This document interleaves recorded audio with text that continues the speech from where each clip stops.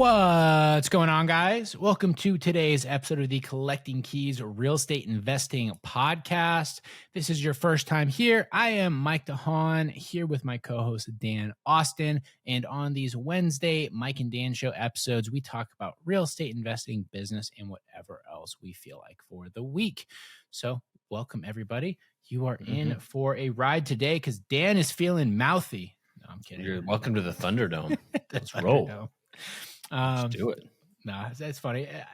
We just literally spent 45 minutes talking before the show about all kinds of things that we probably can't record just because they're personal opinions on situations and people. And, you know, you can't put those things out there. Yeah, we put 90% of it out there, but that 5%, we don't want to get canceled. Yeah, exactly. We don't, well, I mean, it's a small industry, right? And you can have opinions around what people are doing in the space. And you know, everyone has those conversations behind closed doors, just so you know who's down with what and what tactics are perceived okay amongst the larger population. But that's why you join the scale community and you get unfeathered access to our opinions. Yeah, we don't record it here, but we instead record it on private phone calls that are only for those members on our community coaching calls. Exactly. But no, we've had a productive week, though. We actually had our biggest 7-day span that we've ever had. From this past Monday, which was yesterday, to the Monday before, we had 11 closings. Believe it or not. 7 days? That means we had more than one closing on the same day. We did. Several. And you know what the cool thing about that is like, didn't really affect my day-to-day. No, not at all. You know, I guess the one that we sold our property, there's like you signed for that one. There's maybe a few emails back and forth because we had to, dial in that wrap. Yeah, well, we had the wrap that we had. So in fact, I didn't even count that one. So if we count that one, we actually had 12. It's not a closing necessarily. Well, I guess it is. It's a sale, but it's property that we already own. So does it count? I don't know. It does for Instagram math. I'm rebranding. It's called a delayed wholesale. It's where you buy a property, hold it for 2 years, and then sell it. That's actually a really good idea. You could totally sell the course with like the delayed. I mean, I see all sorts of dumb shit out there. I saw someone that was doing a subtail 2 or something. I'm like, what? Basically, where you buy it subject to and then you sell it. Whoa. Oh, wow. But yeah, so we had big span though, tons of wholesales that managed to close around the same period of time. And then we had a very messy deal on, it was going to be our largest assignment fee. It actually turned into a double closing because like 2 days before it was supposed to close, the title company decided that they were not going to give us title insurance because it's in this rural part of Washington State and they don't like investors, wholesalers, whatever. And they were basically like, oh, well, we're not going to give you title insurance with assignment fee that you have on here. And then we're like, okay, well, that's fine. We'll just close on the property, whatever. But then they know that we're going to sell it to this next party. Yep. And so they just literally made it their mission to try and make this deal like not close. Right. And I was like, who the fuck is this attorney in bumfuck Washington who's like literally trying to tamper with this deal? Because they were doing stuff like, okay, cool. So you're going to try and close on the deal. So we're going to assign it to our lending company that has all of our reserve money. And they were like, oh, no, you can't do that because the lending company we see in the operating agreement does not have the main business practice to be buying properties. So why are you buying properties? You shouldn't be doing that with LLC. I was like, well, it's none of your business. It's none of your business. Right? It's like, what if you were just like a business buying the property you were like renting? What if we're going to run our office out of there? Exactly. I don't know. It's none of their business. And so we had to like basically put all this money into our Collecting Keys account to be able to buy it from that. And there was like all these different hiccups and like stupid things. There was a couple other things too. I can't even remember some of the other challenges. The one thing, and then they got upset because like there's just too many entities involved. We're like, dude, we own all of them, but you keep telling us we can't use each of them, so we have to keep pulling them out. I mean, granted, we do have a lot of entities to choose from. Where most people, I think that what they were probably banking on is that we'd be like, oh, we're screwed. We can't buy it this way because we don't have them. But we're like, guess what? We got another LLC right here. We got another LLC right here. Yeah. They kept coming up with like weird stuff. And you're right. They mentioned several times, they we're getting uncomfortable. There's too many entities involved. And we're like, you keep telling us to change it. Yeah. What do you want? Seriously. It's just a bunch of jackasses. The thing about this one too is it's like, this is a great example of like where they're putting their nose where it doesn't belong. Like this seller was guy who he wanted to sell these houses. He wanted to move them fast. He knew what he was. He's like, I know I'm taking a hit on these. He's like, I know I could get more money for these, but he's like, I don't have time and I don't have the money to do the work. I'm buying a new house, getting a new job, having a baby. Like, had all these things going on. Mom just passed away, and he's like, I literally know I can make more money, but like, I need these gone by this date for a lot of reasons. So we're like, we can do that. We're going to have it for less money than you could sell it for on the market. And he knew that. So it's like, it's not the title company's job to like tell us that we're trying to like scam this guy, because we weren't. Yeah. It's just, it is what it is. That's how we operate. And that's what he needed, that service. Yeah. Everything was open. And he even like knew that we had another buyer that was going to be buying it. We took him to the house. We introduced the guys. Yeah. He was there with us. They just didn't like the fact that we were like having this transaction on this deal. But it's such a stupid situation. The admin was upset that we're making twice her salary on, this one deal. Yeah. It's called real estate investing.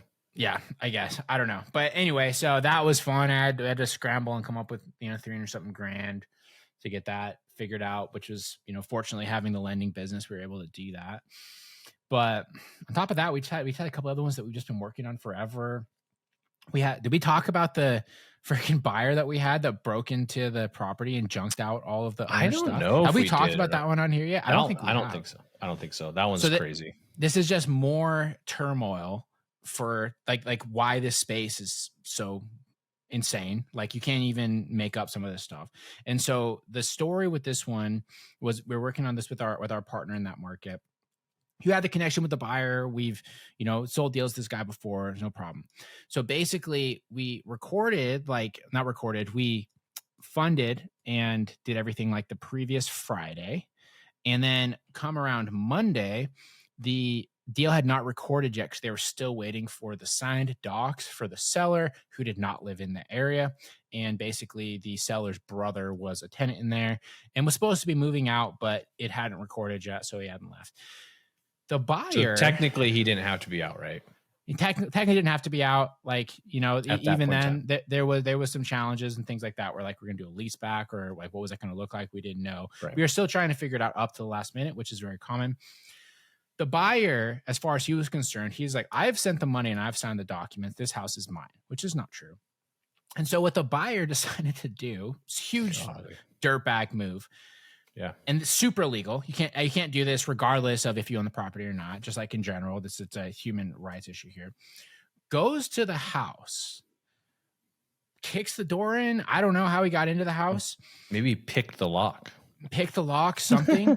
I don't know. Junks out the occupant's entire life, right? And the buyer's like, oh, it was a bunch of junk in there. I don't care if it's diapers and cat shit. It's not your stuff to take yet. Yeah, it's not your junk. One man's junk is another man's treasure. Yeah, junks out, like while the occupant's at work, junks out the entire thing and changes the locks and goes, cool, this is my house now. Like, bro, you don't even fucking own the house yet. What are you doing? Right. And it was like a whole situation, and ended up paying the seller like $8,000 in reparations. So he doesn't like, sue us or sue the buyer or like do all this nonsense. And I'm just like a renegade person who's like the third party just decides to make a stupid decision and causes a huge problem for everyone involved and like literally commits a crime. There's some dumb people out there. Like, I kind of want to encourage the seller just to call the police and be like, hey, I just had somebody break and entering into my home and take all my stuff. Like, take all my stuff. It's like, that's crazy. Like, the fact that you would even think about doing that, I know, just tells me that you're a dirtbag, like complete dirtbag, complete idiot, and don't know anything about real estate investing. Like, you don't do that. It's not your house because you signed a document. Doesn't mean anything. I know. Yeah, it's like, nice job, buyer. We sold you like 6 properties, and that means we're not selling you anymore. So ever again, for you, right? Yeah. And when that happens, like, I'm totally open to blasting a guy like that out on the internet and just being like, let people know, like, hey, this is the kind of guy. If you want to operate your business with this type of person, feel free, but I'm not going to. Yeah. So just trash. I heard a great quote like a couple days ago, and it applies to off-market real estate. Is every deal is an ordeal. Like, it's so true. Like, you and I talk about this. Like, I've never heard somebody put it into 3 letters. Like, every deal is an ordeal. It's so true. Like every deal can become problematic. Even the simplest ones, you're always doing stuff. Real estate in general, because it is time based. A lot of times the contracts, because you have like dates and times that you have to do certain things by. And title companies, no matter what they're doing, closing companies, no matter what they're doing, they always work on it last minute. So they're under the gun, and then they want all their information last minute. And you're like, you could have told me that 2 weeks ago, but it never happens that way. So like everything just because of that is an ordeal. And then you throw in like crazy buyers that think they can just do whatever they want, crazy sellers that don't even know what to do next, and then like just dummies all the way through this, create it just massive ordeals. You just gotta get used to it. You just become numb to it, and you just deal with it. Yeah, I mean, and the key is knowing kind of what rules you have to follow, like what kind of questions to ask the seller that probably doesn't know their own circumstance. So you have to ask the title company, because also too, title companies are kind of like lenders. You don't necessarily want to give them too much information because they might start to inquire deeper on the seller's estate issues. Right. Yes. And you just want to like sort of tread that line so you can get some of these deals closed. Because if you're completely ignorant to the process about how real estate transactions work, around how title processes work in different areas, around like the complexities that can actually arise, you're not going to know how to have solutions for them. And 99% of this business in off-market real estate, whether you're wholesaling, you're flipping, you're doing buy and hold, if you're going to direct to seller, 99% of your business is knowing how to solve these problems, or at least who you have to talk to in order to solve them. And there's really no way around that. Yep. Being solution based is absolutely key. I think we have is it this Friday or was it last Friday focus? Or maybe it's 2 Fridays from now. I don't know. I don't even know what day it is today, but we have a Friday focus coming up with a scale member, Shane, who had a similar issue coming down to the wire. Had I can't remember. A buyer's lender could not fund the deal, and he's wholesaling it, could not fund the deal. And so it's a great episode. Go listen to his. It's kind of a solution, really cool solution, but like just basic wholesale deals. This happens. And if you got to be solution based to solve the problems, and it's about kind of experience and learning from others on like what options you have and what tools you can pull out of your tool belt. Like in this case where we're dealing with, where we had the double close, it was like, hey, the title company's acting really weird. What do you guys want to do? Double close. Let's go. Like the first time we ran into that though, it's like, what do we do? Like, what do we do? We got to double close. Where are we going to get $300,000 from right now? You know what I mean? Now we have like multiple solutions to the money problem, multiple exits when it comes to like wholesaling a deal with a tough deal or dealing with a tough title company. And we've gained all that through experience and honestly just talking to other people, because like you learn about some wild shit that happens just by being around other people that also like to talk shop and tell you about their latest ordeal. Exactly. Or by listening to show like the Collecting Keys podcast, where people actually are going through these things on a daily and weekly basis. I'm going to start tracking ordeals now. I'm not tracking deals anymore. We've done 500 plus ordeals.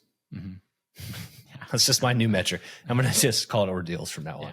I mean, at least. I mean, we probably have like 5 that weren't bad. Yeah. They're still an ordeal. Less than 1%. Yeah, exactly. So, but anyway, so that's been, some of our dramas recently. And I'm excited to hear that one with Shane too, because that one was interesting. And I think that will be coming out when this episode comes out. 2 weeks? 2 weeks. Oh, 3 weeks. 3 weeks. Okay. Yeah. So cool. Aside from that, how's everything else going? I know you've been working on growing the Simply Leads stuff. Any great takeaways from that? So if you guys have missed this or you don't know Simply Leads, we acquired a marketing company that was our primary outbound marketing company. I don't know when we did this, like 2 months ago, 3 months ago. We've been going in and trying to optimize it with our little bit of entrepreneurial business owner experience, but I know there's been some challenges. Yeah, we've been focused on scaling that. I think we started this kind of process like 6 months ago. We relaunched the business to do SMS and cold calling for other people. We're doing it for ourselves. I think we did that March 1st, and it's been great, honestly. Like just taking the same systems and the same like processes that we've implemented in our business that we talk to people about, like when we're coaching them. It's like marketing, sales, operations, finance. Like you have these 4 pillars of your business, and then it's just scaling things. One thing I've learned about business is revenue fixes all problems, at least in the immediate. And so it's like, what do we have to do to grow revenue? Marketing and sales, just like in a wholesale business, just like in anything. And most of the people that are coming, this is why it's fun. Most of the people that come to me that I'm talking to, they're like, I need more marketing because I need more sales. They understand that it's a funnel, and outbound marketing is like, it's the top of your funnel, right? Like I would say the more top of your funnel would be, I don't know, like driving for dollars or something like that. And then that feeds into your outbound marketing. But calling and texting leads are going to be the top of your funnel. You're going to get a bunch of them and you're going to neck those all the way down to ones that are actually good. And then you're going to have mail in there, which are already going to be better than cold calling leads and texting leads. Yeah. But mail is freaking expensive.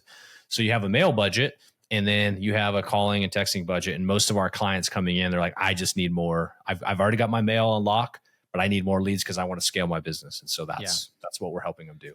Yeah. And I think one of the benefits is because we have been running this kind of business for a while, we kind of know what has been effective for us, and it's easy to like set things up that are effective for other people too as a result.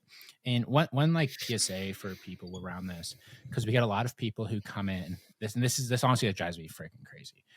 We got a lot of people who come in and they go to cancel after a month, not because they're unhappy with the service. They literally go, I am getting too many leads and I cannot handle this. Yeah. So I feel like I'm wasting my money. We just had a dude week into marketing with us. He was like, I have too many leads. I can't do this. Like, bro, I was like, what did you want? I know. He wanted more leads, but yeah, that is a tough thing. But remember, like calling and texting is like, you're going to get a lot, right? Like just with our service in general, we're going to get people, we usually get people like 50 to 60 leads a month on top of whatever they're already doing. And so then you have to be able to filter those. Out of those 50, 60, 30 of them are probably going to go away pretty quickly, right? Like they're just not going to be great leads. That's just the name of the game, right? And then you're going to keep filtering down your funnel till you get like those 2 to 3 people that are probably going to become a deal. Yeah. And that's just the name of the game in general with marketing. Yeah. And something that people need to understand about these outbound style leads, because we hear this a lot too, is people saying like, I want the leads to be warmer. Understand that's not generally how leads that are generated by you encroaching on their day. Yeah. Right. By you sending them a text while they're in a meeting at work, or you calling them while they're at their daughter's ballet recital. Right. Yeah. Those leads are never going to be warm, like ever. They're all, even if they are a highly motivated person, they're still going to be kind of cold and standoffish. Cause you know how when you're like eating dinner with your family and someone calls the phone, your immediate thought is like, who the hell is calling me right now? Yep. They're doing the exact same thing. Yep. Right. Totally. And so your job as the investor, as the business owner, is to be able to get on a call, diffuse that situation, and figure out if it actually is worth having a further conversation or not. And that's different than the direct mail that we do, which we always recommend people kind of stack in with the outbound stuff, because direct mail, think about the story of the lead. They receive that piece of mail. They have time to look up your company. If you have a logo and website and things like that, which I suggest that you do, they choose to pick up their phone and commit to making a phone call or doing outreach to you. Of course, that's going to be a more motivated lead because they chose to make the first move. They warmed up, right? Like they read your letter, like you just said. They might have checked out your website. They've kind of looked at your letter for a couple of days. Yeah, I'm going to call these guys. Like they did all the warming up themselves. Outbound, you're warming up. You're getting them in the lead or into your funnel, and you're saying, are you willing to have a conversation? And do you want to sell your house right now? Like those are the things we're trying to figure out. And like real estate agents know this. This is what they do. So like they just talk to anybody that owns a house. Like anybody that owns a house to a real estate agent is a lead. So for them, it's the same thing. Like, hey, this guy's willing to have a conversation and they want to sell their house in the next 3 to 6 months. I'm definitely going to, if I have to, I'll buy them a cup of coffee, whatever. Right. So the same thing goes for off-market real estate, right? Like you're going to have to get these people into your funnel. You're going to have to warm them up. And then when they're ready, you need to be the person in front of them. And that's where then you kick in your follow-up process. If you call these people the first time and they're like, oh, they didn't answer, yeah, that's you got to do a lot more follow-up than that. That's why a lot of people actually call us and say, hey, can you do lead management? And we're like, yeah, sure, we can do lead management for you. That's what you need, because that's the key funnel piece coming in. And then who is doing all the follow-up? Because that's where most people fail in the execution of any marketing leads. Yeah. I mean, it's funny because I feel like if you go and you look at any sort of other business, right, there's a lot of information around nurturing people. I mean, even like realtors, right, they talk about getting involved in their community, going to places where people sort of get to know you. For some reason on the real estate investor front, we should pretend like that doesn't matter. Maybe it's because we're like marketing to people that we know have financial distress or personal distress. A lot of times you feel like they should be needing to move faster, but understand that whatever situation they have, they're calling you about, they've already been dealing with that for like fucking years. They're not just going to suddenly change their mind because you called them today. Yep. Right. And if they do, that's an outlier. That is a very, very rare situation where you get somebody that calls you and wants to move forward in like the very immediate future. They've had that tax lien for 2 years, and they've got 2 more years before the county forecloses. So they're not in a rush, right? But you're gonna have to warm them up over a period of time. Sell them on what you can provide. Yeah, and engage with them enough times that when they wake up on a nice Saturday morning and they're like, you know what? I am going to get that lien figured out today because it is getting ugly. You got to be the first person they think about, or you got to be the one that happens to call them on that day where they decide to make that decision. Yeah, that's a big part. I was actually talking to a guy who's thinking about joining the scale community. He's like, so you guys are marketing in the same market as me. I'm like, yeah. They're like, how does that work? Like, if you teach me how to do what you're doing, I was like, dude, like we get asked that all the time. It doesn't matter. Like they're like half of this game is being in front of those people when they decide to sell. So you could send them one postcard 1 month, and I can send them a different postcard with the same everything on it the next month, and they call me instead of you. And it's just because they picked up my postcard first. And that's one of the reasons why we also don't stop mailing people once we start, right? We just keep sending it to them because we know there's a reason why they're on our list. And at some point, we want to be the first people they see or call when they're ready to make that decision. Exactly. And we have several people in the scale community that are local here to us in Spokane, in Northern Idaho. And all the time they are posting about their wins, their new negotiations, their new deals, things that they're finding. We're all marking the same list. That's not even in our system. It's not even a lead in our system. Like they didn't call us, same shit. Yeah. That's what I was telling this guy too. I was like, I don't see other wholesalers like as competition in our market. I just see them as like, I don't want to call them partners, but basically possible partners. We're all working together. We're kind of like on the same team, and we're all blasting out marketing that's similar. Like there's nothing that's more cutting edge. Like some people are doing the offer checks, and those are great. Some people are doing offer cards. Some people are doing handwritten. It doesn't matter. Outbound marketing, calling, texting, like we're all doing the same thing. And everybody at some point in time has too many deals or leads, or they need more money, so they're going to wholesale deal, and I'll be happy to buy it and flip it or keep it as a rental property, and vice versa. I might be able to wholesale it to somebody that's a good friend of ours that might need a flip right now. So it's like we're all working together. Exactly. Yeah. And when it comes to marketing stuff, right, it's such common knowledge at this point that if you ever like join a community or hire a coach to figure that out, I recommend that you don't. Like, honestly, go look on YouTube, go look on, just Google how to generate leads, how to use PropStream, what Dragma can look like. There's either free or extremely cheap alternatives that you can use to learn these things. Like I've seen people giving away some of these different like courses and stuff. But like it has 100 hours of, how we do our marketing, and it's like $50. Yeah. I'm like, first off, you're not going to watch 100 hours. Don't waste $50 on that, to be honest.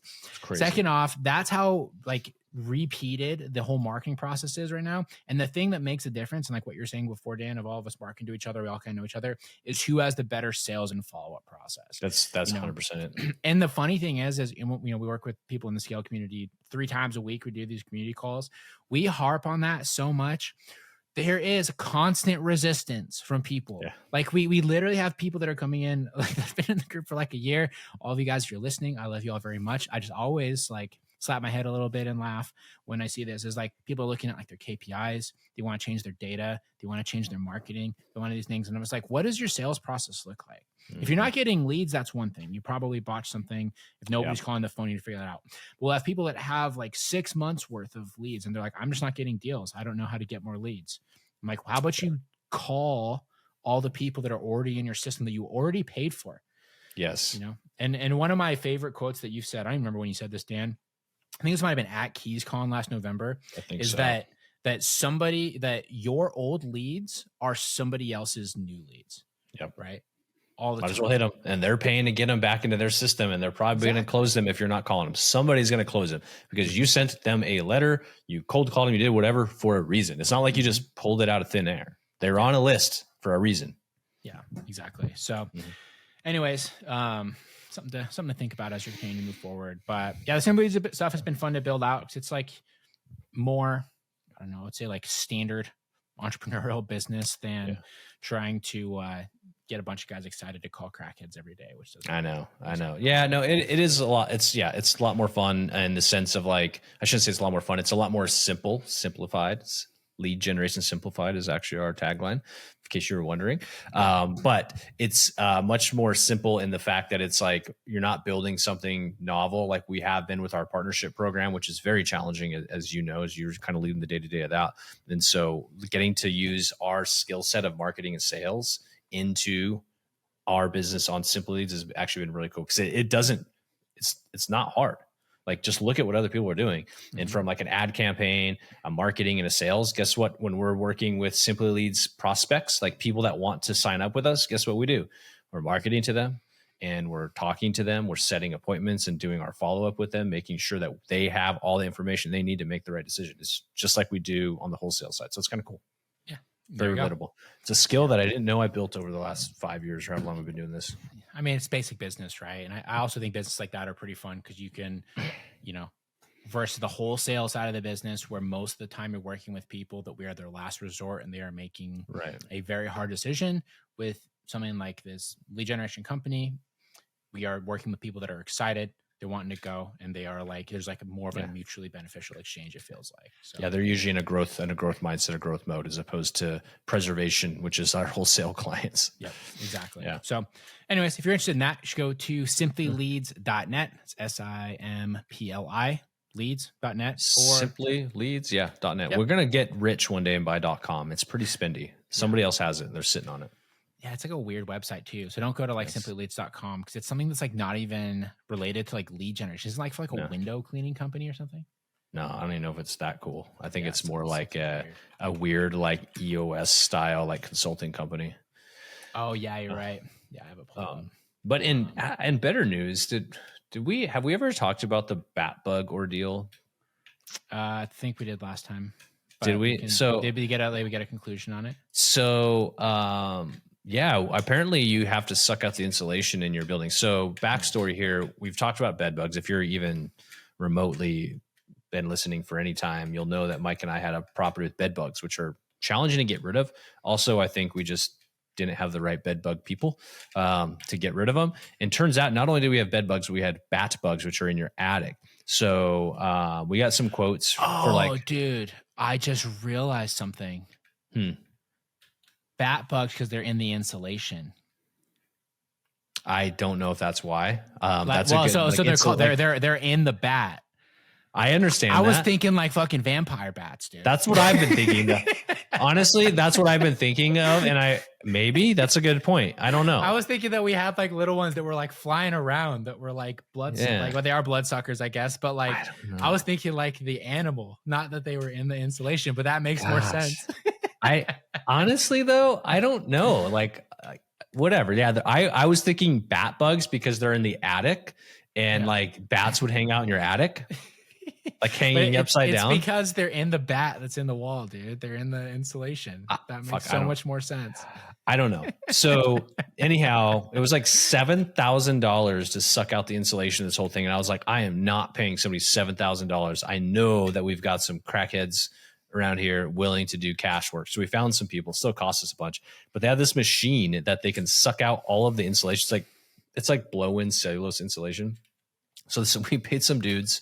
Well, we haven't paid them yet, to go up there with a hose and suck it all out, clean it all out. And then we have to go pay some guys in there to bomb the attic.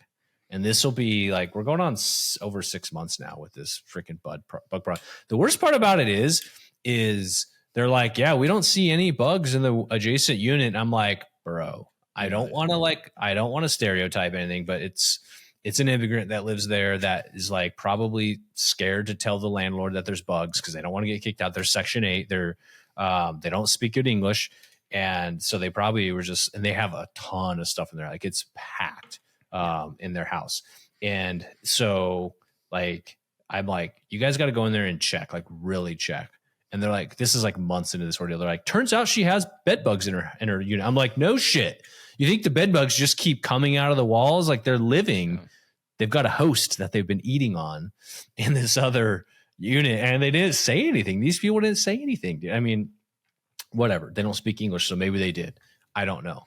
But it turns out the whole building's infested. And turns out that bed bugs, they go through the walls. I'm like, technically they don't go through the walls. They just go through the cracks. It's a multifamily building, and it's like you just crawl underneath the drywall, go into the other building. So it makes total sense that a bug would do that. So why wouldn't you? I was like, bomb the fuck out of this thing. Like, make this thing like Iraq, like 1991 or whenever Desert Storm was. Like, I want this shit peppered with bombs, dude. And if it catches on fire and burns it down, I don't care.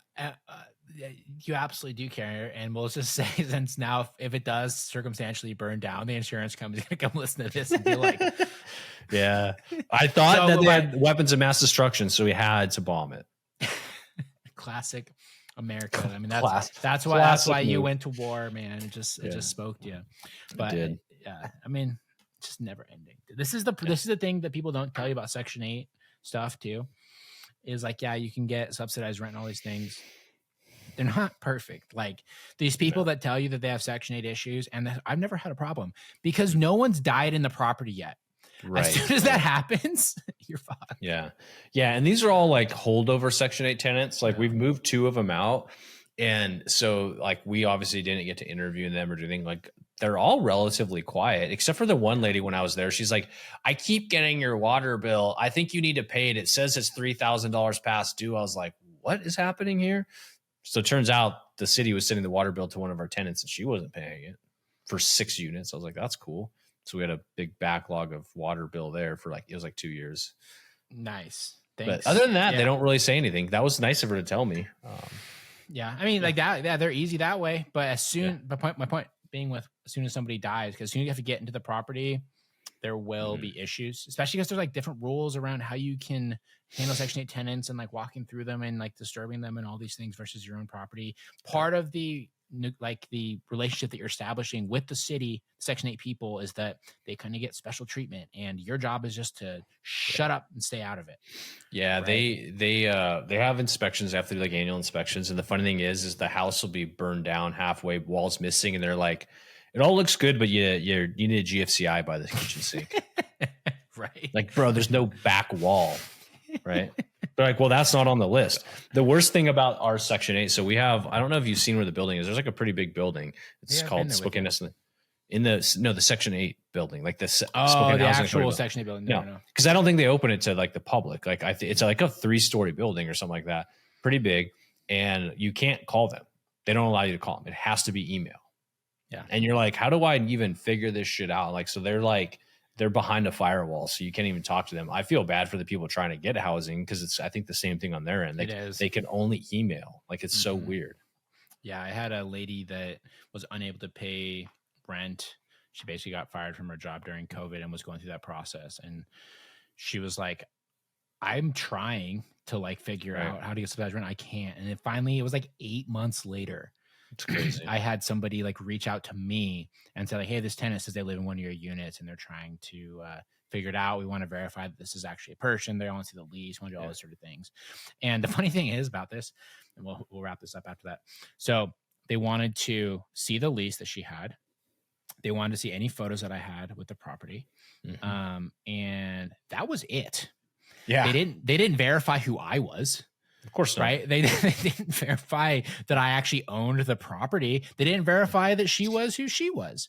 Right? And so they could have been very easy for me to just like make a fake lease and send some photos that I ripped off Zillow, and they would have just started sending me money. I never even thought about that. That's fascinating.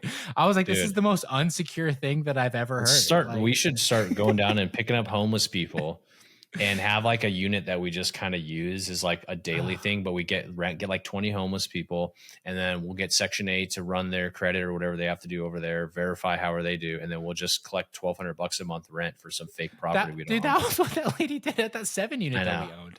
That's where I got the idea for it. Golly, you're right. It's so easy. These people, it's crazy.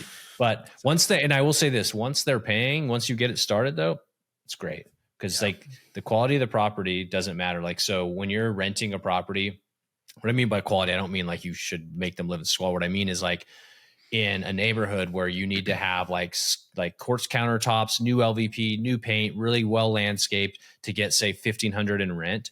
A Section 8, you could go in there with laminate countertops and, just standard everything, and you're going to get $1,500 because they look at what the market rent is for that area. So when you're doing your renovation, if you're targeting Section 8, I'm not saying like, again, they should live in squalor, but you don't have to have the same exact finishes to demand that full market price. They're going to give it to you anyways, because that's what market price is. So, and then once they pay, but they have to approve it. Like, again, you can't be a shithole, but they have to approve what the market rent is and what you're asking. And once they do, they just keep paying it.